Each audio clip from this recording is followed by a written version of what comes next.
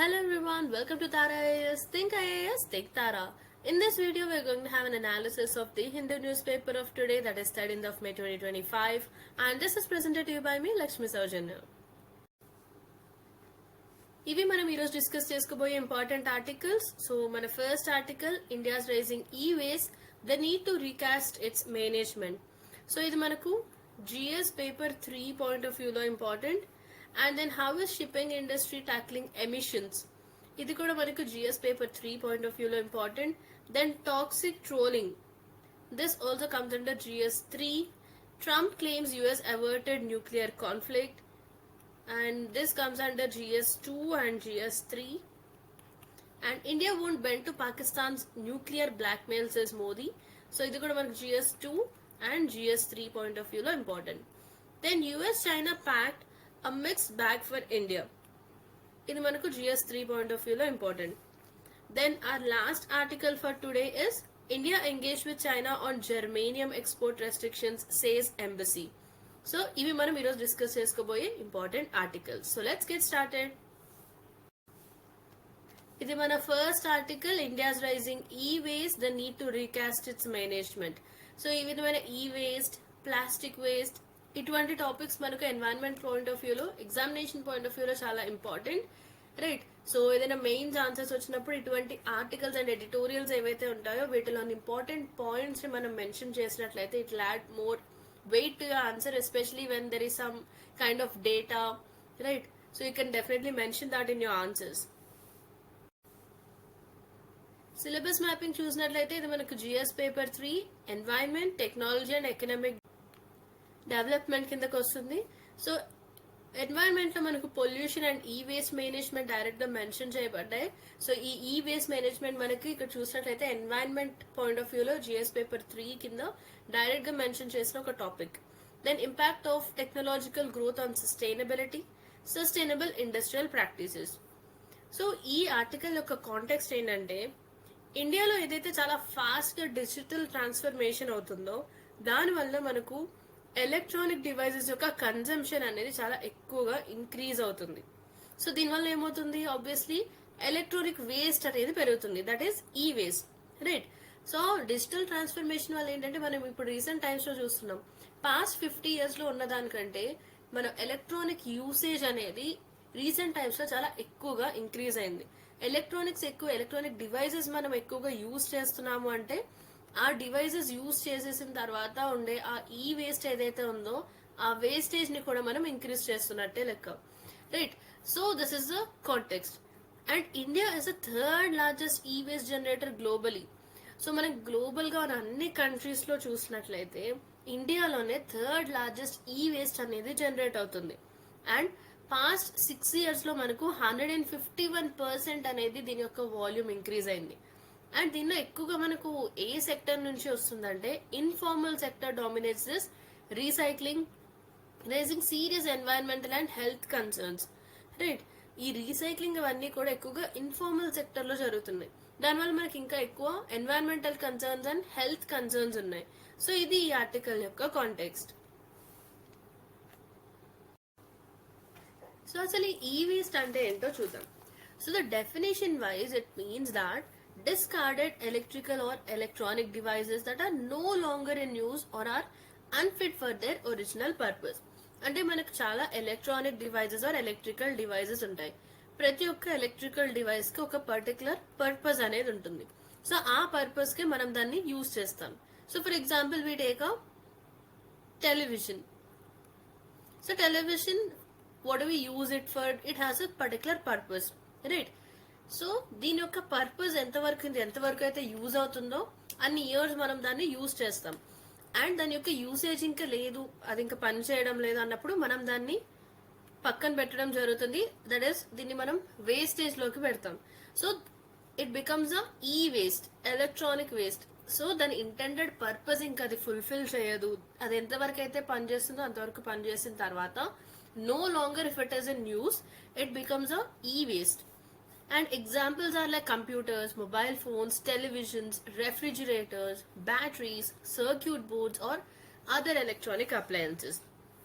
And దీనికి ఉన్న legal definition మనం చూసినట్లయితే ఈ-వేస్ట్ మేనేజ్మెంట్ రూల్స్ 2016 ప్రకారం it includes waste electrical or electronic equipment whole or in part or rejects from manufacturing or repair processes.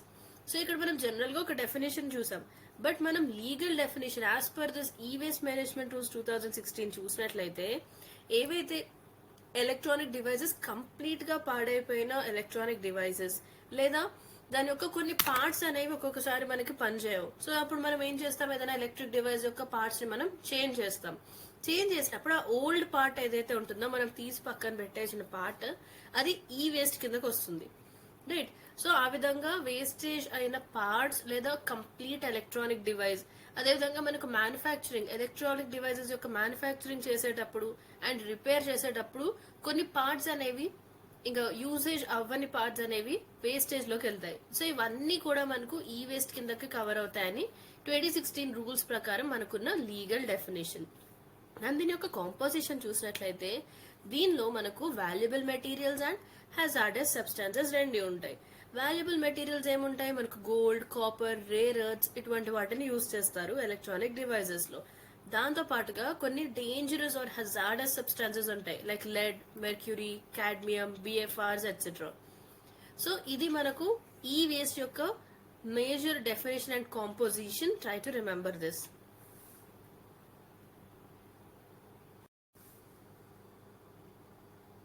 Then threats of e waste. So e waste తో ఉన్న threats ఏంటంటే first is toxic pollution.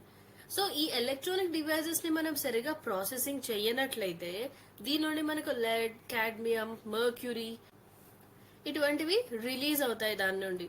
దాంతో పాటుగా మనకి soil pollute అవుతుంది, air pollute అవుతుంది, అదేవిధంగా water bodies కూడా పొల్యూట్ అవుతాయి, right. And then ground water contamination. Land fills లో మనం ఇటువంటి electronic waste or e waste ని డంప్ చేసినప్పుడు వాటిలో ఉన్న ఆ మెటల్స్ అండ్ అదర్ కెమికల్స్ లాంటివన్నీ కూడా లీచింగ్ కి గురవుతాయి. అంటే మనకి ఏదైతే రెయిన్ వస్తుంది, suppose there is an area, అక్కడ మనకు వేస్టేజ్ అంతా ఈ వేస్ట్ ని డంప్ చేశారు. సో ఈ వేస్ట్ లో ఉన్న కెమికల్స్ అన్ని కూడా రెయిన్ పడినప్పుడు ఆ వేస్టేజ్ అంతా కూడా అండర్ గ్రౌండ్ లోకి సీపేజ్ అవుతుంది, రైట్. సో దానివల్ల మనకు గ్రౌండ్ వాటర్ ఎఫెక్ట్ అవుతుంది. సో ఇది మనకు ల్యాండ్ ఎకో సిస్టమ్ ని మాత్రమే కాకుండా మెరైన్ లైఫ్ ని కూడా ఇది ఎఫెక్ట్ చేయడం జరుగుతుంది through the run of. So ఇటువంటి వేస్టేజ్ వాటర్ గ్రౌండ్ వాటర్ లోకి వెళ్ళినా కూడా మనకు వాటర్ కంటామినేట్ అవుతుంది, లేదా ఏదైనా రివర్స్ వీటిలోకి మిక్స్ అయ్యి తర్వాత అది ఫైనల్ గా సీ ఆర్ ఓషన్ లో కలిసినప్పుడు ఆ మెరైన్ ఎకో సిస్టమ్ ని కూడా ఇది డిస్టర్బ్ చేయడం జరుగుతుంది. Then health hazards. Informal workers ఎవరైతే ఉంటారో వీరు ఎర్లీ మోర్టాలిటీ అంటే ఎర్లీ డెత్స్ అనేవి ఎక్కువగా జరుగుతుంటాయి ఈ వేస్ట్ తో డీల్ చేసే వర్కర్స్ కి. అండ్ అదేవిధంగా న్యూరలాజికల్ డిసార్డర్స్ రావడం, రెస్పిరేటరీ డిసీజెస్ రావడం, రీప్రొడక్టివ్ ఇష్యూస్ రావడం ఇటువంటి హెల్త్ హజార్డ్స్ ఉన్నాయి. And loss of valuable resources. మనం చూసినట్లయితే ఎలక్ట్రానిక్ డివైజెస్ లో చిన్న చిన్న క్వాంటిటీస్ లో మనకు గోల్డ్, కాపర్, రేర్ ఎర్త్స్ ఇటువంటి వాటిని యూజ్ చేయడం జరుగుతుంది. So these are worth billions, right. So ఇటువంటి ఇంత వాల్యుబుల్ వాటిని మనం జస్ట్ వేస్ట్ లా వెళ్ళిపోతున్నాయి డ్యూ టు ఇన్ఎఫిషియంట్ ఎక్స్ట్రాక్షన్. ఎందుకంటే ఈ ఎలక్ట్రానిక్ డివైజెస్ అనేవి మనం డిస్కార్డ్ చేసేటప్పుడు దానిలో మనకు యూజ్ చేసిన small quantities of gold, copper, rare earth ఇవి మన కాస్ట్ పరంగా చూసినట్లయితే బిలియన్స్ అండ్ బిలియన్స్ వర్త్ చేసే మెటీరియల్స్ ఇవి. బట్ మనకు వాటిని ఎక్స్ట్రాక్ట్ చేయడానికి సరిపడా ఎఫిషియెంట్ సిస్టమ్స్ లేకపోవడం వల్ల మనం వీటిని లాస్ అవుతున్నాం. Then economic loss. India every year $10 billion loss అవుతుంది in resource value and $20 billion in untaxed and informal transactions. So ఇంత అమౌంట్ లో మనకు ఎకనామిక్ లాస్ అనేది కూడా జరుగుతుంది. Then coming to the municipal burden. Unmanaged e waste. So సరిగా manage చేయని ఈ వేస్ట్ వల్ల ఏమవుతుందంటే అర్బన్ వేస్ట్ సిస్టమ్స్ అనేవి ఓవర్లోడ్ అవుతున్నాయి. దాంతో పాటుగా సాలిడ్ వేస్ట్ గవర్నెన్స్ కూడా డిస్రప్ట్ అవుతుంది. So these are the threats of e-waste. Now let's have a look at the challenges in addressing this e-waste. So e-waste అంటే ఏంటి, దాని వల్ల ఉన్న థ్రెట్స్ ఏంటో చూసాం. దాన్ని అడ్రస్ చేయడానికి మనం ఫేస్ చేస్తున్న ఛాలెంజెస్ ఏంటి.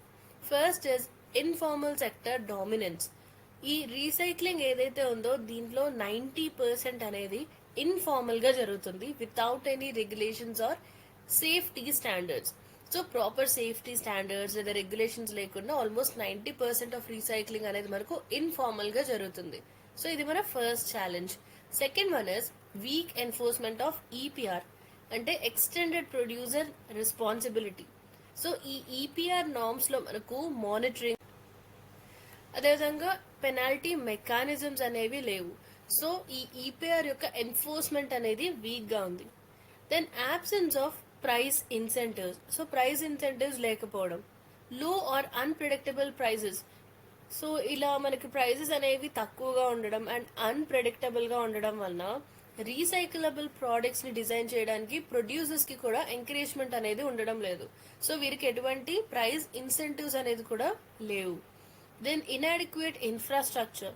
సో మన దగ్గర సర్టిఫైడ్ రీసైక్లర్స్ అనేవి లేవు, especially in tier 2 or tier 3 cities.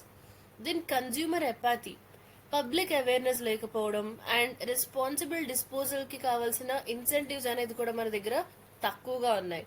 So ఇవి మనకున్న ఈ వేస్ట్ ని అడ్రస్ చేయడానికి మనం ఫేస్ చేస్తున్న challenges.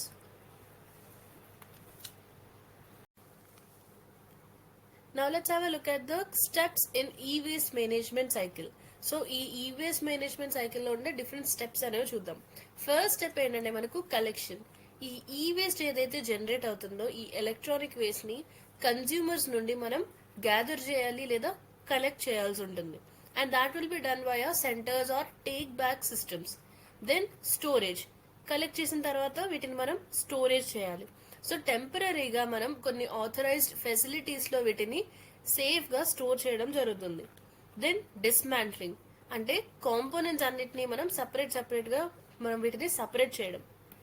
Then that means we have PCBs, metals, plastics, ఇటువంటి different substances or different components ని మనం ఒకదాని నుంచి ఒకటి సపరేట్ గా విడివిడిగా తీసి పెట్టడం జరుగుతుంది. That is dismantling.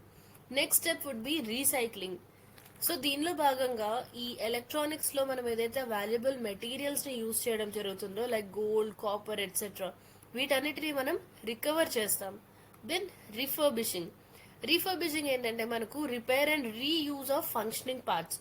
సో మనం పార్ట్స్ అన్ని డిస్మాంటిల్ చేసినప్పుడు ఏవైతే కొన్ని ఫంక్షనింగ్ పార్ట్స్ ఉన్నాయో, అంటే ఫర్ ఎగ్జాంపుల్ ఒక డివైస్ ఉంది, ఎలక్ట్రానిక్ డివైస్, కంప్లీట్ గా ఈ డివైస్ అయితే మనకి యూసేజ్ లో లేదు, అంటే దాని ఇంటర్నెట్ పర్పస్ ఏదైతే ఉందో ఆ పర్పస్ కి అది పనిచేయడం లేదు.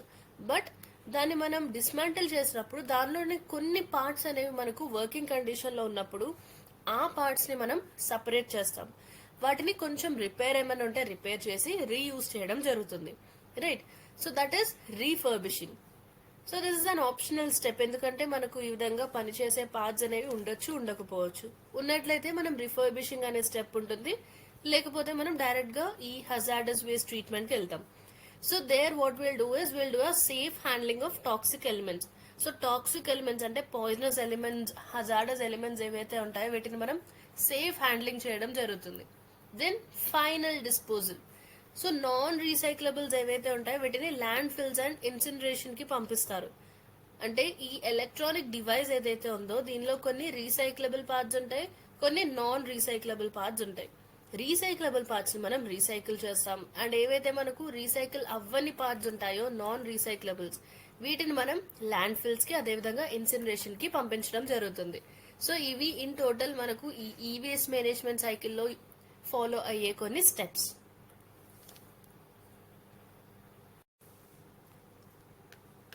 ఈ ఈ-వేస్ట్ కి సంబంధించి ప్రస్తుతం మన దగ్గర ఉన్న గవర్నమెంట్ ప్రొవిజన్స్ ఏంటో చూద్దాం. First is legal framework since 2011. So 2011 నుండి మనకున్న లీగల్ ఫ్రేమ్వర్క్ ఏంటంటే ఇండియాలో మనకు డెడికేటెడ్ ఈ వేస్ట్ లాస్ అనేవి 2011 నుండి ఉన్నాయి, mandating that only authorised dismantlers and recyclers మాత్రమే e waste collection and processing ని హ్యాండిల్ చేస్తారు. రైట్. సో ఈ విధంగా మనకు ఒక డెడికేటెడ్ ఈ వేస్ట్ లాస్ అనేవి 2011 నుండి ఉన్నాయి ఇండియాలో. అండ్ దీని ప్రకారం కొంతమంది ఆథరైజ్డ్ డిస్మాంట్లర్స్ అదేవిధంగా ఆథరైజ్డ్ రీసైక్లర్స్ మాత్రమే ఈ వేస్ట్ యొక్క కలెక్షన్, అంటే ఈ వేస్ట్ ని గ్యాదర్ చేయడం, వాటిని ప్రాసెసింగ్ చేయడం వంటివి చేయగలరు. Then coming to the second one, e waste management rules of 2016. So ఇవి 2017 నుండి ఎఫెక్ట్ లో ఉన్నాయి. ఈ రూల్స్ ఏంటంటే మనకు ఈపీఆర్, ఎక్స్టెండెడ్ ప్రొడ్యూసర్ రెస్పాన్సిబిలిటీని ఇన్స్టిట్యూషనలైజ్ చేశాయి. దీని ద్వారా ఏంటంటే మనకు ఈ వేస్ట్ యొక్క కలెక్షన్ ఏదైతే ఉంటుందో దీనికి ప్రొడ్యూసర్సే లీగల్ గా అకౌంటబుల్ గా ఉంటారు, right. And also meeting specific recycling targets. So వీరికి సంబంధించి ప్రొడ్యూసర్స్ కి కొన్ని రీసైక్లింగ్ టార్గెట్స్ అనేవి పెట్టడం జరుగుతుంది. సో వాటిని మీట్ అవ్వాల్సి ఉంటుంది. అదేవిధంగా ఈ వేస్ట్ కలెక్షన్ రెస్పాన్సిబిలిటీకి సంబంధించి ఈ ప్రొడ్యూసర్సే లీగల్ గా అకౌంటబుల్ గా ఉంటారు. Then producer responsibility organisations, PROs. So ఈ ప్రొడ్యూసర్స్ ఏంటంటే they can engage this PROs to collect the e waste on their behalf. ఇక్కడ మనం ఈ వేస్ట్ మేనేజ్మెంట్ రూల్స్ 2016 ప్రకారం చూసినట్లయితే ప్రొడ్యూసర్స్ ని ఈ వేస్ట్ కలెక్షన్ కి లీగల్ గా అకౌంటబుల్ గా చేశారు, రైట్. సో దానికి ప్రొడ్యూసర్స్ డైరెక్ట్ గా ఈ వేస్ట్ ని కలెక్ట్ చేయని అవసరం లేకుండా పిఆర్ఓస్ ని ఎంగేజ్ చేయొచ్చు ఈ పర్టికులర్ వర్క్ కోసం, that is collection of e waste, right. Then streamlining compliance and improving formal sector efficiency. So ఇవి మనకు ప్రస్తుతం ఉన్న government provisions. So some more provisions that we have are deposit refund scheme. So దీన్ని ఒక economic instrument గా introduce చేయడం జరిగింది, wherein consumers ఒక రిఫండబుల్ డిపాజిట్ ని పే చేయడం జరుగుతుంది while purchasing this electronics, right. అంటే కన్స్యూమర్స్ ఏదైనా ఒక ఎలక్ట్రానిక్ డివైస్ ని పర్చేస్ చేసినప్పుడే ఒక రిఫండబుల్ డిపాజిట్ ని పే చేయడం జరుగుతుంది. సో ఫర్ ఎగ్జాంపుల్ మనం ఒక మొబైల్ ఫోన్ ని కొంటున్నాం. ఆ మొబైల్ ఫోన్ ని కొన్నప్పుడు మనం ఒక రీఫండబుల్ డిపాజిట్ ని కూడా పే చేయడం జరుగుతుంది. సో అదేంటంటే మనకు ఎండ్ ఆఫ్ లైఫ్ ప్రోడక్ట్స్ ని రిటర్న్ చేసినప్పుడు దానికి మనకు ఒక ఇన్సెంటివ్ గా ఉంటుంది. So this was introduced as an economic instrument. This will incentivise the return of end of life products, right. So ఇదే మన deposit refund scheme. Then EPR certificate floor pricing 2022 update. So ఈ market fluctuations అనేవి తగ్గించడం కోసం a minimum price for e-certificates was introduced.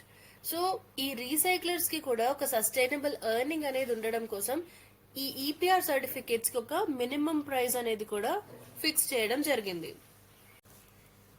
Then role of urban local bodies. ఈ products ఏవైతే ఉన్నాయో products కి సంబంధించి ఎలక్ట్రానిక్ ప్రోడక్ట్స్ యొక్క కలెక్షన్ రెస్పాన్సిబిలిటీ ఎవరికి ఉంది? ఆ పర్టికులర్ ప్రొడ్యూసర్స్ కి ఉంటుంది as per this 2016 rules. And దాంతో పాటుగా they can assign it to some PROs, right. So this is what we have discussed. So ఇప్పటి వరకు మనం డిస్కస్ చేసుకున్నది ఇది. బట్ కొన్ని ప్రోడక్ట్స్ మనకు ఆర్ఫన్ ప్రోడక్ట్స్ ఉంటాయి. సో ఆర్ఫన్ ప్రోడక్ట్స్ అంటే ఏంటంటే ఆ ప్రోడక్ట్ యొక్క ప్రొడ్యూసర్ ఎవరు అనేది మనం ఐడెంటిఫై చేయలేనప్పుడు ఆ ప్రోడక్ట్ ని మనం ఆర్ఫన్ ప్రోడక్ట్ గా పిలవడం జరుగుతుంది. సో ప్రొడ్యూసర్ ఉన్నట్లయితే ఆ ప్రొడ్యూసర్ ఆ కలెక్షన్ రెస్పాన్సిబిలిటీ చూసుకుంటారు. బట్ ప్రొడ్యూసర్ ఎవరనేది తెలియని ఆర్ఫన్ ప్రోడక్ట్ సంగతి ఏంటంటే వీటిని కలెక్ట్ చేసి ప్రాపర్ గా ఛానలైజ్ చేసే రెస్పాన్సిబిలిటీ ఏదైతే ఉందో దాన్ని మున్సిపల్ అథారిటీస్ కి ఇస్తారు, రైట్. సో ఈ మున్సిపల్ అథారిటీస్ కి ఈ రెస్పాన్సిబిలిటీని అసైన్ చేస్తాం, రైట్. సో దాట్ వారు ఈ ఆర్ఫన్ ప్రోడక్ట్స్ ని కలెక్ట్ చేసి వీటిని ప్రాపర్ గా ఆథరైజ్ డిస్మాంట్లర్స్ అండ్ రీసైక్లర్స్ కి ఛానలైజ్ చేయడం జరుగుతుంది. Then online EPR portal and tracking. So a digital system was introduced, so that is to register, monitor and audit this e-waste flows and complaints across producers, recyclers and PROs. So ఈ e-waste ఏదైతే generate అవుతుందో దీన్ని register చేసుకోవడం కోసం, monitor చేయడానికి, అదేవిధంగా దీన్ని audit చేయడం కోసం ఒక డిజిటల్ సిస్టమ్, ఒక ఆన్లైన్ ఈపీఆర్ పోర్టల్ ని కూడా స్టార్ట్ చేయడం జరిగింది. అండ్ దీంతో పాటుగా ప్రొడ్యూసర్స్, రీసైక్లర్స్ అండ్ పిఆర్ఓస్ కి సంబంధించి ఈ రూల్స్ ని ఎంతవరకు కంప్లై చేస్తున్నారు, ఎంతవరకు వీటిని ఫాలో అవుతున్నారు, వీటన్నిటికి సంబంధించిన ట్రాకింగ్ కూడా చేయడం జరుగుతుంది. సో ఇప్పటి వరకు మనం ఇండియాలో మన గవర్నమెంట్ తీసుకొచ్చిన ప్రొవిజన్స్ అనేవి చూసాం ఈ వేస్ట్ కి సంబంధించి, right. So global best practices and e waste management అంటే మనం ఈ వేస్ట్ మేనేజ్మెంట్ కి సంబంధించి గ్లోబల్ గా డిఫరెంట్ కంట్రీస్ లో ఉన్న బెస్ట్ ప్రాక్టీసెస్ ఏంటో చూద్దాం. ఈ విధంగా మనం గ్లోబల్ గా అదర్ కంట్రీస్ లో ఉన్న ప్రాక్టీసెస్ ఏంటనేది మనం అబ్జర్వ్ చేసినట్లయితే మన దగ్గర వాటిలో ఏదైనా అడాప్ట్ చేసుకునే అవకాశం ఉన్నప్పుడు we can use that, right. So according to our needs మనం దాని చిన్న చిన్న చేంజెస్ చేసుకొని మన దగ్గర కూడా వాటిని అడాప్ట్ చేసుకునే పాసిబిలిటీ ఉంటుంది. సో ఈ విధంగా ఏదైనా సెక్టర్ లో మనం రిఫార్మ్స్ తీసుకొస్తున్నప్పుడు ఆల్రెడీ సక్సెస్ఫుల్ గా రన్ అవుతున్న పాలసీస్ ఆర్ స్కీమ్స్ మన కంట్రీలో అవ్వచ్చు లేదా అదర్ కంట్రీస్ లో ఏ విధంగా ఫాలో అవుతున్నారో చూసి దాన్ని బట్టి మనం మన పాలసీస్ ని కూడా డిజైన్ చేసుకున్నట్లయితే there is a high chance of getting successful, right? So ఈ ఈవేస్ట్ మేనేజ్మెంట్ కి సంబంధించి గ్లోబల్ బెస్ట్ ప్రాక్టీసెస్ ఏంటో చూద్దాం. First country is Switzerland. So Switzerland లో ఈ ఈపీఆర్ ఎక్స్టెండెడ్ ప్రొడ్యూసర్ రెస్పాన్సిబిలిటీ అనేది 1998 లోనే ఇంప్లిమెంట్ చేయడం జరిగింది. అండ్ అక్కడ మనకు ఈ వేస్ట్ లో ఆల్మోస్ట్ 75% అనేది ఫార్మల్ సిస్టమ్స్ ద్వారా రీసైకిల్ చేయడం జరుగుతుంది using an advanced recycling fee model, right? Then Sweden లో ఏంటంటే మనకు ఈ ఎలక్ట్రానిక్ రిపేర్స్ కి ట్యాక్స్ రిడక్షన్స్ అనేవి కూడా ఇస్తుంది. దాంతో పాటుగా రీయూజ్ ని ప్రమోట్ చేయడం జరుగుతుంది అండ్ ఈ వేస్ట్ జనరేషన్ ని కూడా రెడ్యూస్ చేయడం జరిగింది, right? Then Japan's home appliance recycling law. Japan లో ఉన్న ఈ లా ప్రకారం ఏంటంటే కన్స్యూమర్స్, రీటైలర్స్ అండ్ ప్రొడ్యూసర్స్ మధ్య రెస్పాన్సిబిలిటీ అనేది షేర్ అవుతుంది, రైట్? సో ఇది అక్కడ మ్యాండేటరీ. ఈ షేర్డ్ రెస్పాన్సిబిలిటీ అనేది అక్కడ మ్యాండేటరీ లేదా కంపల్సరీ. దీనివల్ల ఏంటంటే మనకు 90% ఆఫ్ ద మెటీరియల్ రికవరీ అనే టార్గెట్ ని అచీవ్ చేయగలిగారు జపాన్ లో. That is Japan's home appliance recycling law. Then coming to South Korea, ఇక్కడ మనం చూసినట్లయితే smart bins, GPS enabled collection trucks, mobile apps for efficient urban e waste pickup and tracking, ఇటువంటివన్నీ కూడా use చేయడం జరుగుతుంది సౌత్ కొరియాలో. సో ఇవి మనకు గ్లోబల్ గా ఉన్న best practices, right? So e waste management కి సంబంధించి ఇండియాలో మనం వీటిలో కొన్ని అడాప్ట్ చేసుకోవచ్చు, right? Finally what is the way forward? Strict enforcement of EPR norms. So మనకి ఏవైతే already extended producer responsibility EPR norms ఉన్నాయో వీటిని మనం స్ట్రిక్ట్ గా ఎన్ఫోర్స్ చేయాల్సి ఉంటుంది. సో మనకున్న 2018-19 డేటా ప్రకారం మనకున్న టార్గెట్ ఏంటంటే 1.54 lakh tons. సో ఈ టార్గెట్ మనకున్నప్పుడు మనం కలెక్ట్ చేసిన వేస్ట్ ఎంత అంటే కేవలం 78,000 tons మాత్రమే. సో దీనికోసం మనం రియల్ టైం ట్రాకింగ్ చేయాల్సి ఉంటుంది. అదేవిధంగా third party audits and under performance కి పెనాల్టీస్ కూడా విధించాలి. సో వీటిని మనం మ్యాండేటరీ చేసి ఈ విధంగా స్ట్రిక్ట్ గా ఈపీఆర్ నార్మ్స్ ని ఎన్ఫోర్స్ చేయాల్సి ఉంటుంది. అండ్ ఎవరైతే ప్రొడ్యూసర్స్ వారి యొక్క టార్గెట్స్ ని ఎక్సీడ్ అవుతారో via graded incentives we can reward them, right? So ప్రతి ఒక్క ప్రొడ్యూసర్ కి ఒక టార్గెట్ అనేది ఉంటుంది. ఈ టార్గెట్ ని రీచ్ అవ్వని ప్రొడ్యూసర్స్ ఎవరైతే ఉంటారో టార్గెట్ రీచ్ అవ్వని ప్రొడ్యూసర్స్ కి పెనాల్టీ అనేది ఇంపోజ్ చేయాల్సి ఉంటుంది. అండ్ ఎవరైతే ప్రొడ్యూసర్స్ టార్గెట్ ని ఎక్సీడ్ అయ్యారో వారికి మనం ఇన్సెంటివ్స్ ఇవ్వాల్సి ఉంటుంది, రైట్? సో ఈ విధంగా ఈపీఆర్ నార్మ్స్ ని మనం స్ట్రిక్ట్ గా ఎన్ఫోర్స్ చేయాలి. Second is formalise the informal sector. So మనం చూసాం almost majority of 90% of e waste handling అనేది రీసైక్లింగ్ కి సంబంధించి మనకు ఇన్ఫార్మల్ సెక్టర్ లో జరుగుతుంది. సో ఈ ఇన్ఫార్మల్ సెక్టర్ ని మనం ఫార్మలైజ్ చేయాల్సి ఉంటుంది. So according to ministry of environment and forest and climate change to NGT 95% of e waste ఇప్పటికీ కూడా ఇన్ఫార్మల్ స్క్రాప్ డీలర్స్ వీటిని హ్యాండిల్ చేస్తున్నారు using unsafe methods. So burn చేయడం లేదా యాసిడ్ ట్రీట్మెంట్ చేయడం ఈ విధంగా హ్యాండిల్ చేయడం జరుగుతుంది. సో వీరికి ఏంటంటే మనం వీరిని ఫార్మల్ సెక్టర్ లోకి ఫార్మల్ రీసైక్లింగ్ చైన్స్ లోకి వీరిని ఇంటిగ్రేట్ చేయడం కోసం మనం ట్రైనింగ్ ప్రొవైడ్ చేయాల్సి ఉంటుంది, సేఫ్టీ గేర్స్ అండ్ అదేవిధంగా సర్టిఫికేషన్ ని కూడా ప్రొవైడ్ చేసి ఈ ఇన్ఫార్మల్ సెక్టర్ ని ఫార్మలైజ్ చేయాలి. Then expand dismantling and recycling capacity. So మన దగ్గర ఉన్న డిస్మాంట్లింగ్ కెపాసిటీ అదేవిధంగా రీసైక్లింగ్ కెపాసిటీని మనం ఎక్స్పాండ్ చేయాలి. సో ప్రస్తుతం మనకున్న డిస్మాంట్లింగ్ కెపాసిటీ ఏంటంటే it is stagnated at 7.82 lakh tons since 2017-18. So అప్పటి నుండి కూడా ఇదే కెపాసిటీ దగ్గర స్టాగ్నేట్ అయి ఉంది.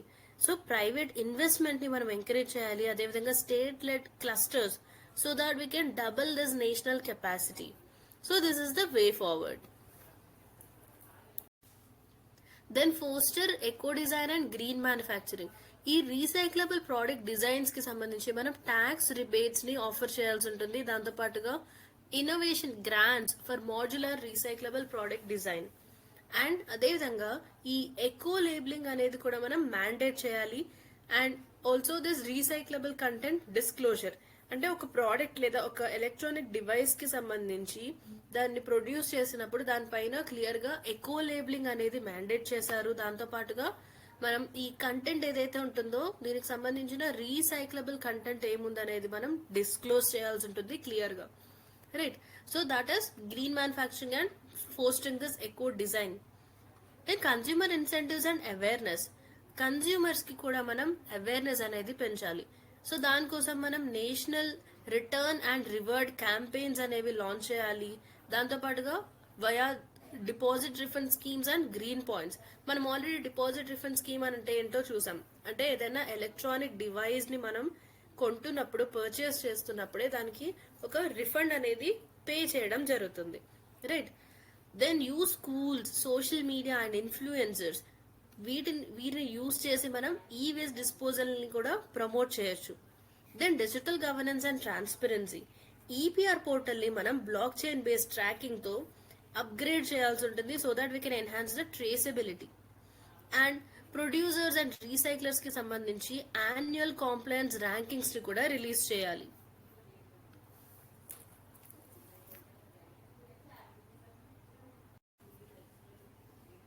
సో ఈ వేస్ట్ కి సంబంధించి వేరియస్ థింగ్స్ అనేవి మనం డిస్కస్ చేసుకున్నాం. సో దీనికి సంబంధించిన మెయిన్స్ క్వశ్చన్ చూద్దాం. ఇండియాలో వచ్చిన డిజిటల్ రెవల్యూషన్ తో పాటుగా ఎలక్ట్రానిక్ వేస్ట్ అనే ఒక కొత్త ఛాలెంజ్ కూడా ఉంది. Do you agree with this statement? So ఈ స్టేట్మెంట్ తో మీరు అగ్రీ చేస్తారో so you have to mention that. Then e waste ఏదైతే ఉందో ఇండియాలో దీన్ని మేనేజ్ చేయడానికి ఇండియాలో ఉన్న ప్రస్తుతం ఉన్న గవర్నమెంట్ ప్రొవిజన్స్ ఏమున్నాయి, and then critically evaluate their effectiveness. ఈ ప్రొవిజన్స్ యొక్క ఎఫెక్టివ్నెస్ ఎంత వరకు ఉందనేది మనం క్రిటికల్ గా ఇవాల్యుయేట్ చేయాల్సి ఉంటుంది and suggest suitable way forward. So final గా మనం మన యొక్క సొల్యూషన్స్ అనేవి వే ఫార్వర్డ్ లో భాగంగా మెన్షన్ చేయాల్సి ఉంటుంది, right?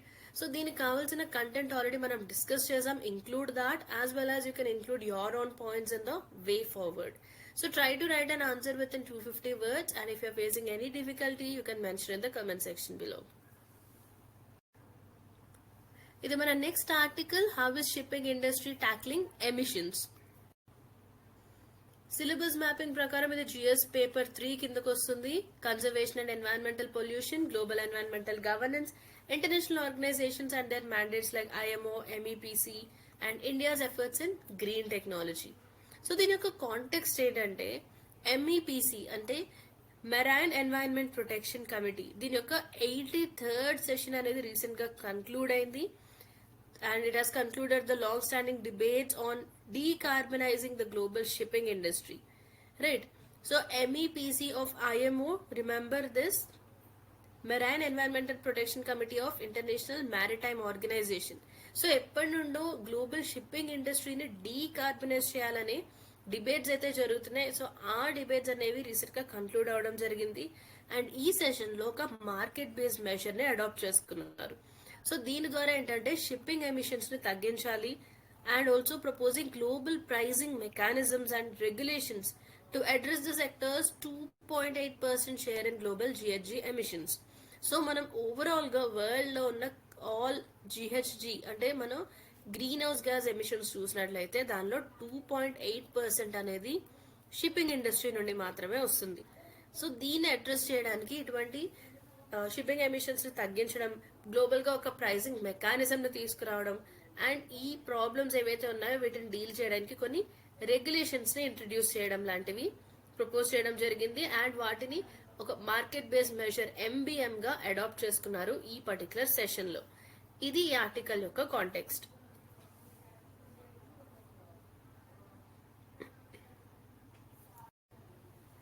Why maritime emission reform matters.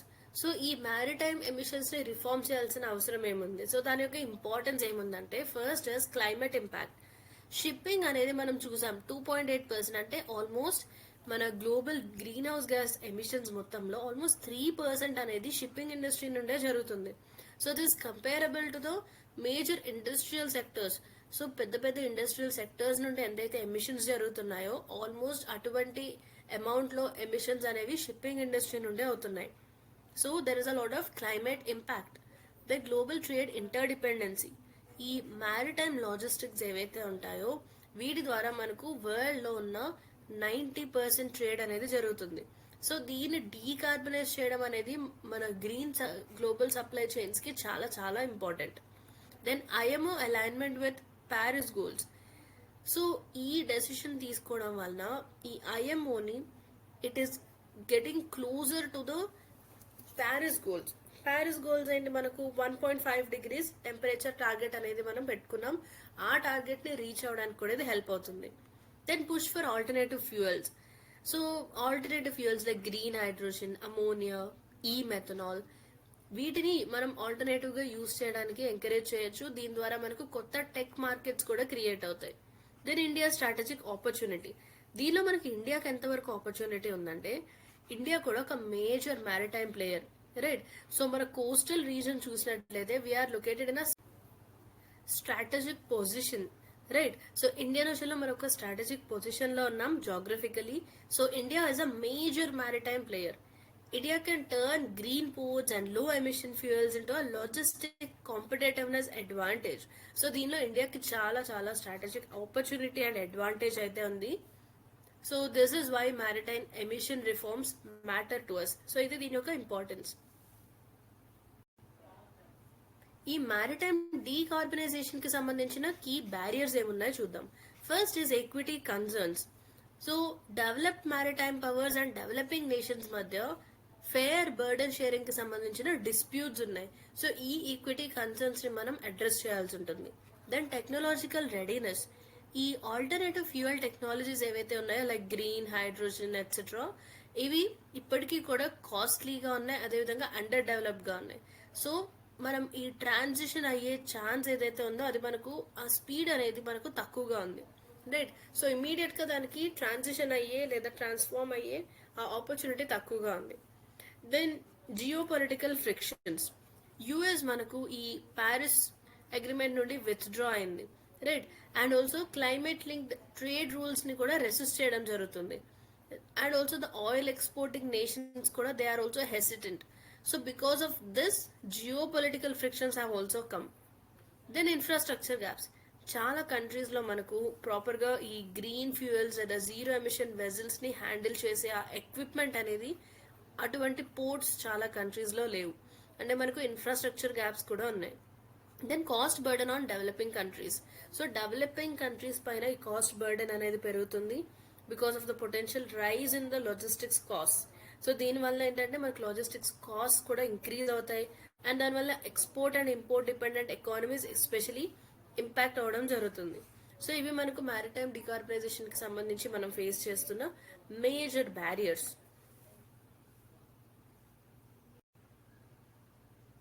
So ఈ షిప్పింగ్ ఎమిషన్స్ ని ట్యాకిల్ చేయడానికి గ్లోబల్ మెజర్స్ ఏం తీసుకుంటున్నారో చూద్దాం. First is IMO's initial GHG strategy of 2018. So దీని ప్రకారం టార్గెట్ ఏంటంటే మనకు 2008 లెవెల్స్ తో కంపేర్ చేసినప్పుడు 2050 వచ్చే వరకు మనం 50% టార్గెట్ ఎమిషన్ రిడక్షన్ చేయాలనే టార్గెట్ పెట్టుకున్నాం. Then energy efficiency design index and SEMP. So దీని ద్వారా ఏంటంటే it mandates design and operational efficiency standards both for new and existing ships. So కొత్తగా మ్యానుఫ్యాక్చర్ చేసే షిప్స్ అదేవిధంగా ఆల్రెడీ ఎగ్జిస్టింగ్ షిప్స్ కి వీటిని మ్యాండేట్ చేయడం జరిగింది. Then MEPC 83 resolution 2023. సో దీని ద్వారా ఏంటంటే మనకు గ్లోబల్ ఫ్యూయల్ స్టాండర్డ్ అదేవిధంగా మార్కెట్ బేస్డ్ మెజర్స్ అనేవి ఇంట్రడ్యూస్ చేయడం జరిగింది so that it will go for pricing carbon emissions in shipping. Then EU's emission trading system for maritime from 2024. So దీని ప్రకారం ఏంటంటే షిప్స్ ఒక కార్బన్ అలవెన్సెస్ అనేవి పర్చేస్ చేయాల్సి ఉంటుంది for emissions link to Europe bound voyages. So ఇవి మనకు ఈ షిప్పింగ్ ఎమిషన్స్ ట్యాకిల్ చేయడానికి ఉన్న global measures.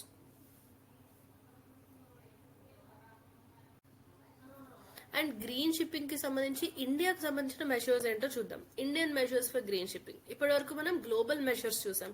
Let's have a look at the Indian measures. National green hydrogen mission. So recent times లో మనం గ్రీన్ హైడ్రోజన్ కి సంబంధించి చాలా ఆర్టికల్స్ అండ్ ఎడిటోరియల్స్ డిస్కస్ చేయడం జరుగుతుంది. So have a note of these points okay so that you can use it in your mains answers. It aims to make India a global hub for green hydrogen, right? So ఇండియాని green hydrogen కి ఒక global hub గా మార్చాలనే target తో ఉంది. దాంతోపాటుగా green ammonia లాంటి లో carbon marine fuels ని కూడా ఇది సపోర్ట్ చేస్తుంది. Then green port infrastructure development, installation of shore to ship power and ports దగ్గర రెన్యూవబుల్స్ ని యూజ్ చేయడం అండ్ అదేవిధంగా electric cargo handling.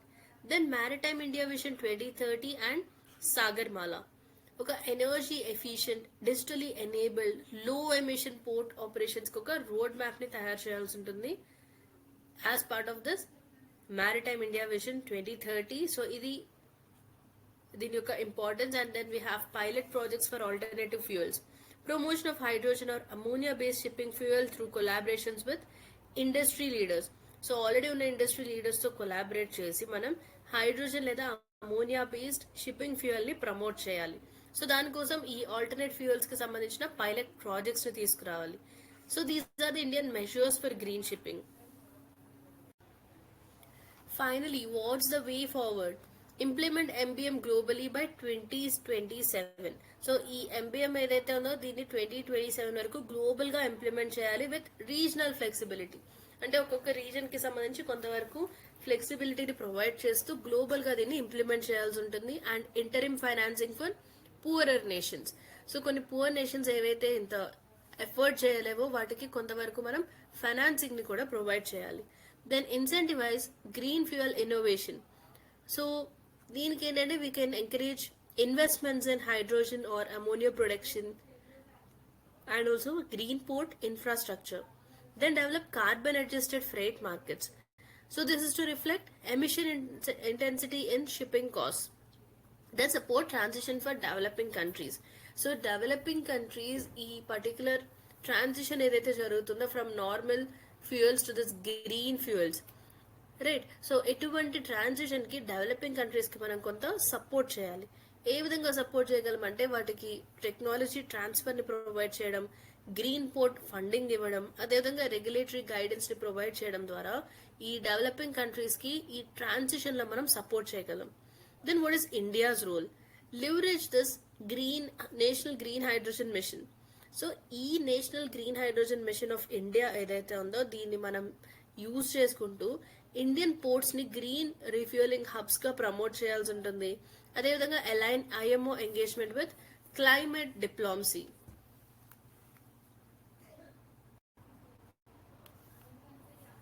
So this is the way forward regarding this particular issue. So let's move forward to the next article. Next article is toxic trolling. Syllabus mapping చూసినట్లయితే this comes under GS3 cyber security, role of social media and IT laws. దీని యొక్క context ఏంటంటే India's foreign secretary Vikram Misri Pakistan తో ఒక ceasefire understanding ని announce చేయడం జరిగింది. So దాని తర్వాత ఆయన చాలా ఎక్కువగా అబ్యూజివ్ ట్రోలింగ్ చేశారు. అండ్ ట్విట్టర్ అంటే former Twitter which is X, దీనిలో కూడా చాలా పర్సనల్ థ్రెడ్స్ కూడా ఆయనకి పంపించడం జరిగింది, రైట్. సో అబ్యూజివ్ ట్రోలింగ్ చేయడం, పర్సనల్ థ్రెడ్స్ చేయడం, including doxxing of his daughter, ఇటువంటి ఇన్సిడెంట్స్ జరిగాయి. సో ఈ ఇన్సిడెంట్ ఏం హైలైట్ చేస్తుందంటే we have an urgent need to curb this online abuse. So free speech అనే పేరు కింద ఈ ఆన్లైన్ అబ్యూస్ అనేది చేయడం జరుగుతుంది. సో దీన్ని మనం స్టాప్ చేయాల్సి ఉంటుంది, ఎస్పెషలీ అమిడ్ లో డిజిటల్ లిటరసీ. ఇండియాలో మనకు డిజిటల్ లిటరసీ అనేది తక్కువగా ఉంది. అండ్ ఆల్సో సోషల్ మీడియాలో డిస్ఇన్ఫర్మేషన్ అనేది కూడా రీసెంట్ టైమ్స్ లో చాలా పెరుగుతుంది. ఇటువంటి సిచ్యుయేషన్స్ లో ఈ ఆన్లైన్ అబ్యూస్ అనేది మనం తగ్గించాల్సిన అర్జెంట్ నీడ్ చాలా ఉంది. ఇది ఈ ఆర్టికల్ యొక్క context.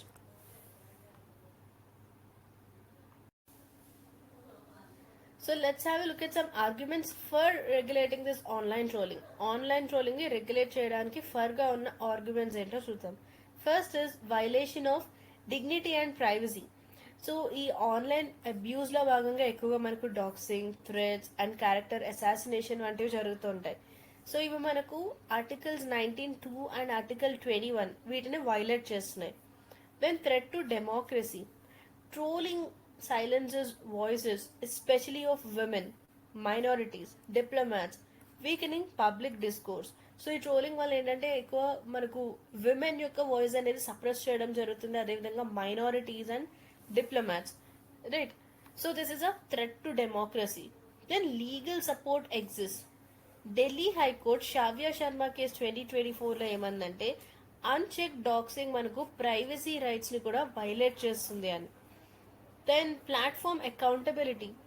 With surveillance tech in place, platforms must be made responsible to track and ban abusers swiftly. So ఇప్పుడు మనకున్న టెక్నాలజీ ఏదైతే ఉందో దాంతో మనం ఇటువంటి ఆన్లైన్ అబ్యూస్ చేసినప్పుడు వారిని ట్రాక్ చేసి ఆ అబ్యూజర్స్ని ఇమీడియట్గా బ్యాన్ చేయాల్సి ఉంటుంది, right? So you can use that surveillance technology and do this. So platforms will be made accountable for this. ఇది మనకు ఆన్లైన్ ట్రోలింగ్ కి సంబంధించిన దాన్ని రెగ్యులేట్ చేయాలి అనే దానికి ఫర్గా ఉన్న ఆర్గ్యుమెంట్స్.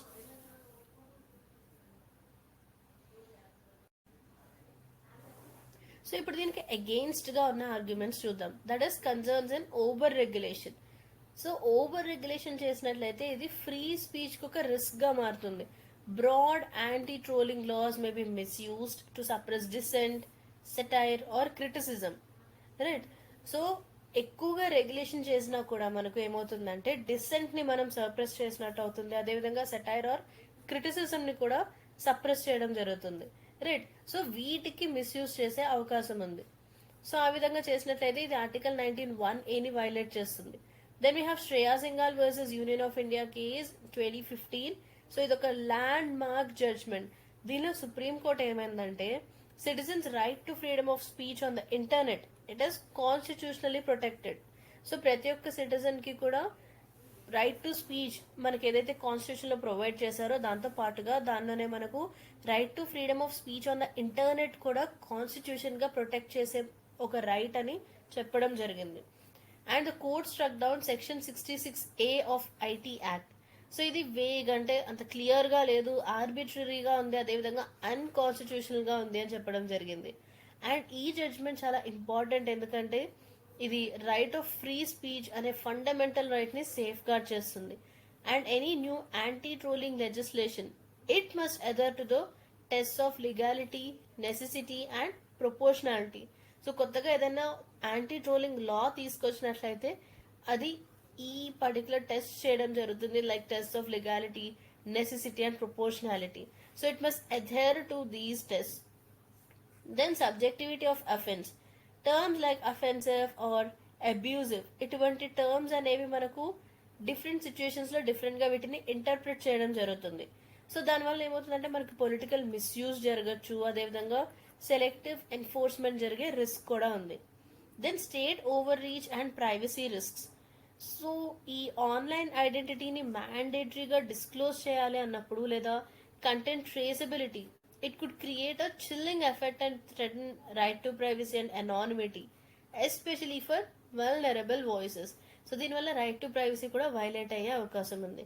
సో అందుకని మనకు ఇవి దీనికి అగెయిన్స్ట్ గా ఉన్న arguments, right? So these are the concerns and over regulation. Over regulation చేసినప్పుడు ఎటువంటి కన్సర్న్స్ ఉన్నాయంటే you can mention these points.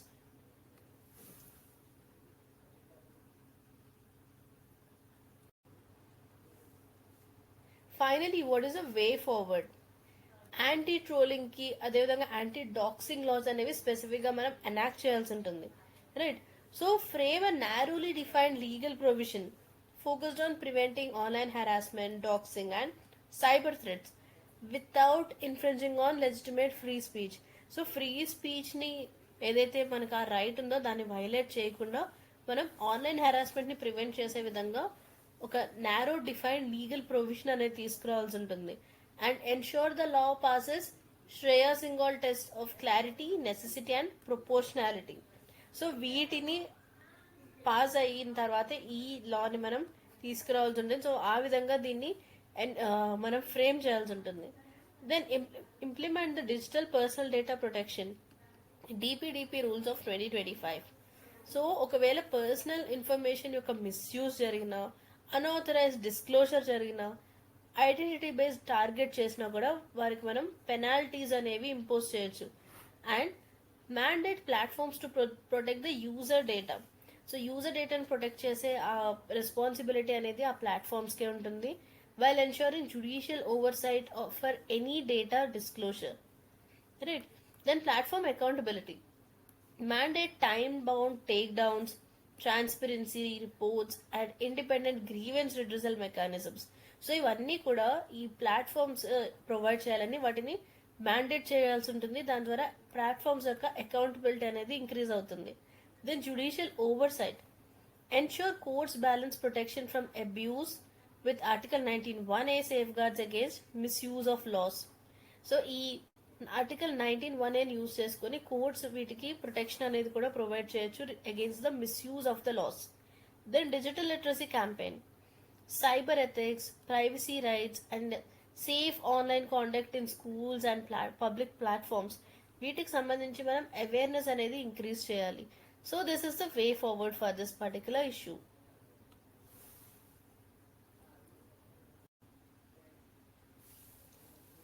And then we have two more important articles today. That is, Trump claims US averted nuclear conflict and India won't bend to Pakistan's nuclear blackmail, says Modi. So ఈ రెండు articles ని చూద్దాం. Syllabus mapping చూసినట్లయితే మనకు GS paper 2 and GS paper 3 కిందకు వస్తుంది. దీని యొక్క కాంటెక్స్ట్ ఏంటంటే మే 2025లో ఆపరేషన్ సింధూర్ని లాంచ్ చేసింది India. So this is 25 following a deadly terror attack in Pahalgam. So మనం చూసాం పహల్గామ్ టెర్రర్ అటాక్ జరిగిన తర్వాత ఆపరేషన్ సింధూర్ అనేది లాంచ్ చేయడం జరిగింది. అండ్ సైమల్టేనియస్ గా యుఎస్ ప్రెసిడెంట్ డొనాల్డ్ ట్రంప్ ఆయన అడ్మినిస్ట్రేషన్ ఒక ఇండియా పాకిస్తాన్ మధ్య ఒక న్యూక్లియర్ కాన్ఫ్లిక్ట్ ని స్టాప్ చేసింది, అది ఆపింది అని చెప్పి క్లెయిమ్ చేయడం జరిగింది. alleging that trade threats lead both sides to agree to cease hostilities. But India firmly denied third party mediation. So India ఈ విధమైన థర్డ్ పార్టీ మీడియేషన్ అనేది చాలా స్ట్రాంగ్ గా డినై చేయడం జరిగింది, with our prime minister asserting that India ఎటువంటి nuclear black mail కి కూడా తల వంచదని చెప్పడం జరిగింది. And that cease fire is a pause not piece. So ఇటువంటి స్టేట్మెంట్స్ చేయడం జరిగింది. ఇది ఆర్టికల్ యొక్క కాంటెక్స్ట్. సో ట్రంప్ ఏం క్లెయిమ్ చేశారంటే యుఎస్ ఇండియా అండ్ పాకిస్తాన్ మధ్య ఒక సీజ్ ఫైర్ ని తీసుకురావడం జరిగింది ఆఫ్టర్ ఆపరేషన్ సింధూర్ అని. And that is using trade threats to prevent a nuclear conflict. So trade threats ని యూజ్ చేస్తూ ఇటువంటి ఒక సీజ్ ఫైర్ ని తీసుకొచ్చాం, ఎందుకంటే ఇది ఒక న్యూక్లియర్ కాన్ఫ్లిక్ట్ అయ్యే ఛాన్స్ ఉంది. సో దాన్ని ప్రివెంట్ చేయడానికి ఈ విధంగా మా అడ్మినిస్ట్రేషన్ ఒక న్యూక్లియర్ కాన్ఫ్లిక్ట్ ని అవాయిడ్ చేసింది అని చెప్పారు. So he positioned the US as a peacekeeper, implying third party mediation. So India ఎప్పుడు చెప్పే బైలేటరల్ పాలసీ ఏంటంటే ఈ టూ కంట్రీస్ మధ్య ఉన్న ఇష్యూని బైలేటరల్ గా ఈ టూ కంట్రీసే సాల్వ్ చేసుకుంటాయి, ఎటువంటి థర్డ్ పార్టీ ఇన్వాల్వ్మెంట్ లేకుండా అని. బట్ ఇక్కడ యుఎస్ చేసిన క్లెయిమ్స్ వల్ల ఏంటంటే యుఎస్ ఒక పీస్ కీపర్ గా ఇండియా పాకిస్తాన్ మధ్య ఒక థర్డ్ పార్టీ మీడియేటర్ గా చెప్పుకుంటుంది. So this is contrary to India's bilateral policy. So దీనిపైన ఇండియా యొక్క స్టాండ్ ఏంటి? Strategic autonomy and rejection of external mediation.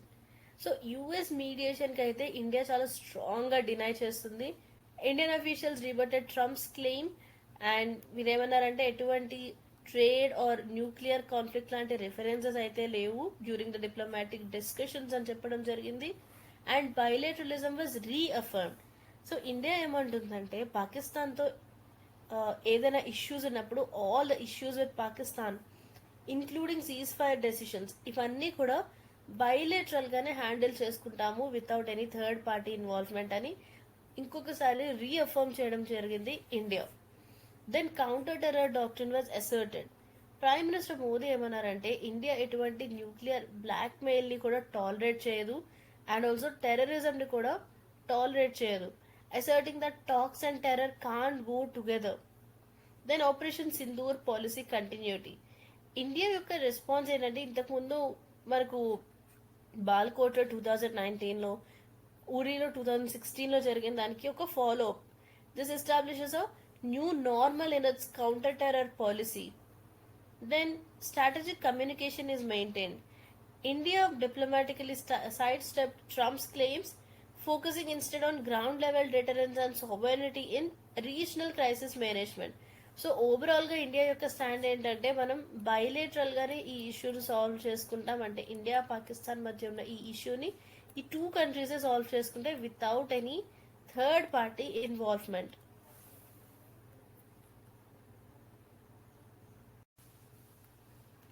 So ఈ ఆర్టికల్లో మనకు ప్రిలిమ్స్కి సంబంధించిన కీవర్డ్స్ ఏంటంటే NPT, non proliferation treaty of 1970.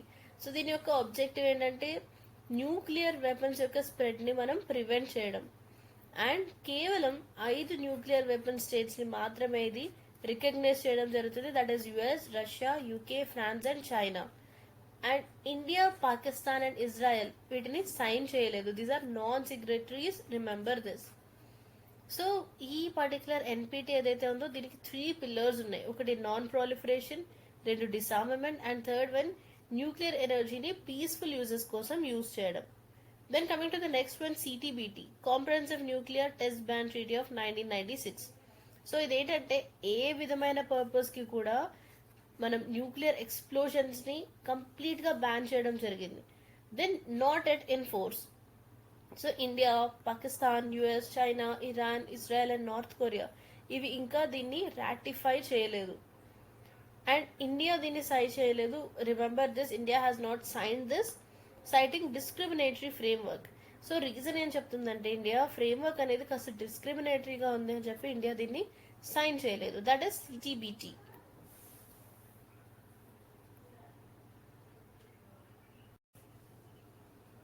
Then we have NSG, Nuclear Suppliers Group 1975. So దీనిలో 48 members ఉంటారు.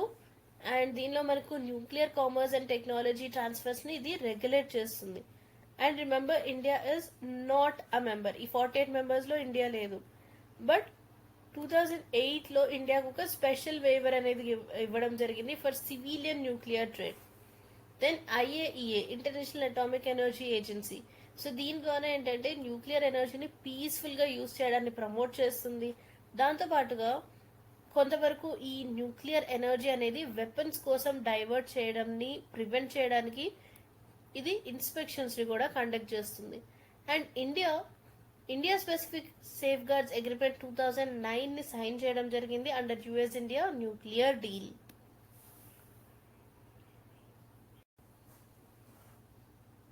Then our next article is US-China Pact, a mixed bag for India. Syllabus mapping చూసినట్లయితే ఇది మనకు GS3 Indian economy point of వ్యూలో important under effects of liberalisation and global trade trends.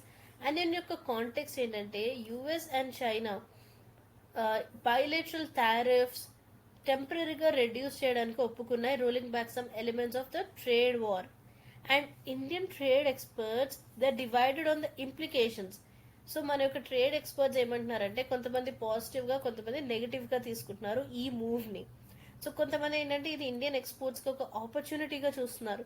But some others they worry it may reverse the gains India made during US China tariff escalation. So US China tariff issue జరుగుతున్నప్పుడు ఇండియాకి ఏదైతే advantage ఉండిందో ఆ advantage అనేది తగ్గుతుందని కొంతమంది అంటున్నారు. లేదు Indian ఎక్స్పోర్ట్స్కి ఇది ఒక ఆపర్చునిటీగా ఉంది అనేది కొంతమంది ఇండియన్ ఎక్స్పర్ట్స్ అనే word. So this is the context of this article. So దీనికి సంబంధించి ఇండియాకు ఉండే పాజిటివ్ ఇంపాక్ట్స్ ఏంటో చూద్దాం. First is export Boost in less affected sectors. So ఎక్కువగా ఎఫెక్ట్ అవ్వని సెక్టర్స్ ఏవైతే ఉన్నాయో వాటిలో ఎక్స్పోర్ట్స్ అనేవి ఇంక్రీజ్ అవుతాయి. సో ఏవైతే యుఎస్ చైనా కాంపిటీషన్లో భాగంగా తక్కువ ఎక్స్పోజ్ అయిన ఏరియాస్ ఉన్నాయో వాటిలో ఎక్స్పోర్ట్స్ని మనం స్ట్రెంథన్ చేసుకోవచ్చు. Like pharmaceutical APIs, germs and jewelry, and we have organic chemicals, engineered goods and IT-enabled services, ITES, right? So ఈ విధంగా తక్కువ ఎఫెక్ట్ అయిన ఏరియాస్ని మనం వాటిలో ఎక్స్పోర్ట్ని కూడా బూస్ట్ చేయొచ్చు. Then opportunity to diversify supply chains. So companies ఏవైతే they are wary of geopolitical risks, so they will diversify away from China. దానివల్ల ఇండియా అండ్ వియత్నాం అనేవి బెనిఫిట్ అవుతాయి. Then strengthening high value segments. ఇండియాలో మనకు electronics, machinery and chemicals వీటి యొక్క ట్రేడ్ని మనం expand చేయొచ్చు, especially if global buyers seek alternatives to China. గ్లోబల్గా బయర్స్ చైనాకు ఆల్టర్నేటివ్స్ని వెతుకుతున్నట్లయితే ఇండియా ఒక ఆల్టర్నేటివ్గా గ్రో అవ్వచ్చు. సో ఆ ఆపర్చునిటీ కూడా ఉంది.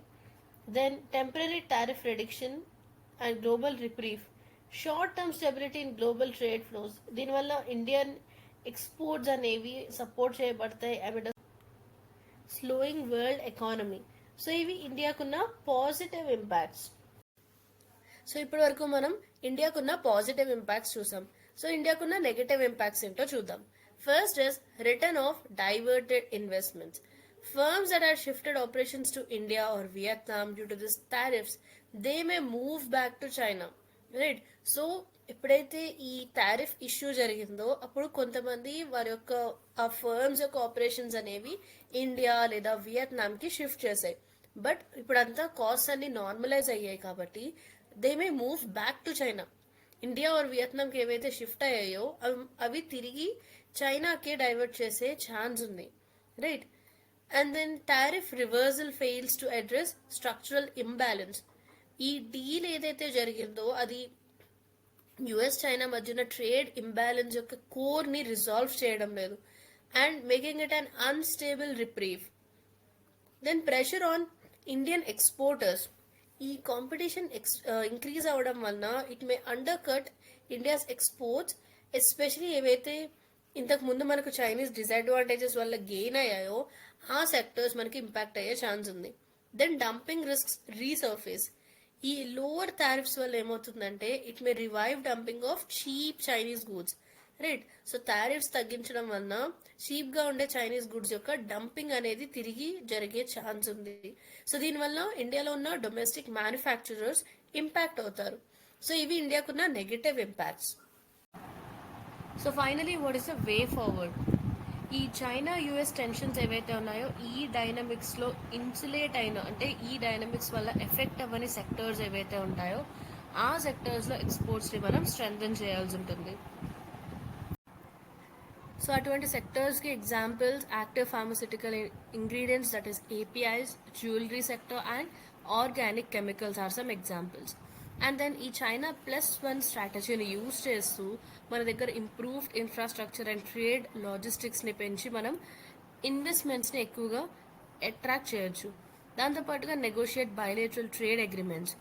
సో ఈ యుఎస్ అండ్ EU లాంటి వాటితో మనం బయలేటరల్గా కొన్ని ట్రేడ్ అగ్రిమెంట్స్ చేసుకుని వాటితో మనం సెక్యూర్ అండ్ డైవర్సిఫైడ్ ట్రేడ్ ఛానల్స్ని క్రియేట్ చేసుకోవచ్చు. Then safeguard domestic industries. So anti dumping measures and timely tariff adjustments లాంటి మెజర్స్తో డొమెస్టిక్ ఇండస్ట్రీస్ని కూడా మనం సేఫ్ గార్డ్ చేయొచ్చు. So this is the way forward for this particular issue. So మన next article, India engaged with China on germanium export restrictions is embassy. So ఈ article యొక్క context ఏంటంటే India is engaging China over export curbs on germanium. So germanium అనేది ఒక critical import dependent mineral. So దీన్ని ఎక్కువగా semiconductors, fibre optics వీటిలో use చేయడం జరుగుతుంది. And right now there are concerns over supply chain disruptions. So ఇది article యొక్క context. So what is the China's role in the global germanium supply? So globally different కంట్రీస్కి సంబంధించి ఈ germanium సప్లైలో China యొక్క రోల్ ఎంత ఉందో చూద్దాం. సో వరల్డ్లో ఉన్న మొత్తం జర్మేనియంలో more than half, that is over 50% అనేది చైనా ప్రొడ్యూస్ చేయడం జరుగుతుంది. అండ్ మనం 2023 to 2024 డేటా చూసినట్లయితే చైనా ఈ జర్మేనియం అండ్ గ్యాలియం యొక్క ఎక్స్పోర్ట్స్ని రెస్ట్రిక్ట్ చేయడం జరిగింది under export licensing norms. And 2023లో మనకు ఎక్కువగా ఈ exports to the US they were largely banned and this has triggered a global supply chain disruptions. So this is the importance of China in the global germanium supply. So this is why there are some supply chain disruptions. So what is the role of India? What is India's dependency? ఇండియాలో చూసినట్లయితే మనకు germanium యొక్క domestic production అనేది లేదు. అంటే ఇండియాలో మనకి ఎక్కడ కూడా జర్మేనియం ప్రొడక్షన్ లేదు విత్ ఇన్ ఇండియా. అండ్ మనకున్న మొత్తం డిమాండ్ ఏదైతే ఉందో ఇది మొత్తం మనం ఇంపోర్ట్స్ ద్వారానే మీట్ అవ్వడం జరుగుతుంది. And this is currently sourced through UAE and other intermediaries. So this is raising the cost. So this is dependence of India. Here you can see that there is completely no domestic production of germanium. మనం కంప్లీట్గా మన demand మొత్తం కూడా imports మీద depend అవుతున్నాం. Right. So ఈ germanium గురించి కొన్ని కీ ఫ్యాక్ట్స్ చూద్దాం. So coming to its type, it is metalloid. And ఇది రేర్ ఎర్త్ ఎలిమెంట్ అని క్లాసిఫై చేసినది కాదు, it's a metalloid. Right. So here you can see germanium. And దీని యొక్క యూజెస్ చూసినట్లయితే మనకు ఫైబర్ ఆప్టిక్స్లో in forms of optical fibres వీటిని యూజ్ చేయడం జరుగుతుంది, and semiconductors and solar ప్యానల్స్లో, అండ్ దాంతోపాటుగా ఇన్ఫ్రారెడ్ ఆప్టిక్స్ అండ్ డిటెక్టర్స్లో కూడా వీటిని యూజ్ చేస్తారు. దీన్ని ఏ ఫామ్లో యూజ్ చేస్తారంటే it is germanium oxide, GeO2, remember this. Then coming to critical minerals list which is updated in 2023. దీనిలో మనకి జెర్మేనియం కూడా ఇంక్లూడ్ చేయడం జరిగింది.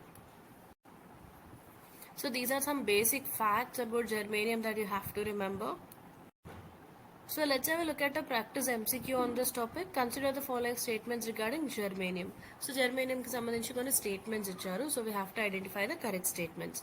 First statement is it is classified as a rare earth element, and it is essential in the manufacturing of fiber optics and solar panels, and India is self-sufficient in germanium production.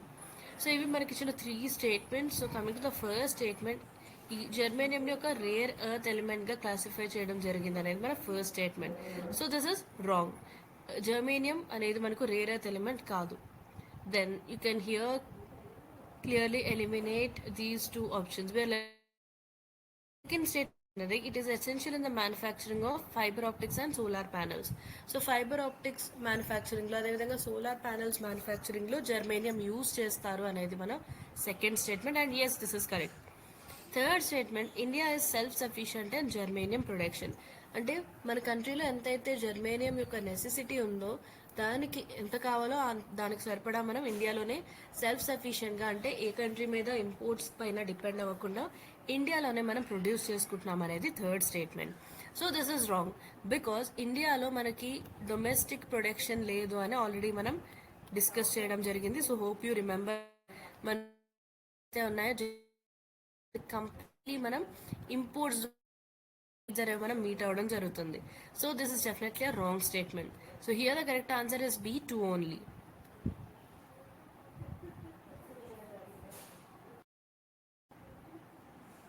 So let's have a look at the explanation. Statement 1 incorrect, ఎందుకంటే germanium అనేది ఒక critical mineral but not a rare earth element. Second is correct, ఎందుకంటే దీని fibre optics, semiconductors and solar ప్యానల్స్లో use అవుతుంది. And third statement incorrect, ఎందుకంటే మనం India completely entirely it is import dependent for germanium. ఇండియాలో మనకు domestic production అనేది లేదు. There is no domestic production of germanium in India as we have discussed. So కంప్లీట్గా మనం import dependent for germanium. That is why third statement is incorrect. So that is all about the important articles of today. Hope you have liked this video. Please do like, share and subscribe to our channel for more updates. See, watching this session. Bye bye.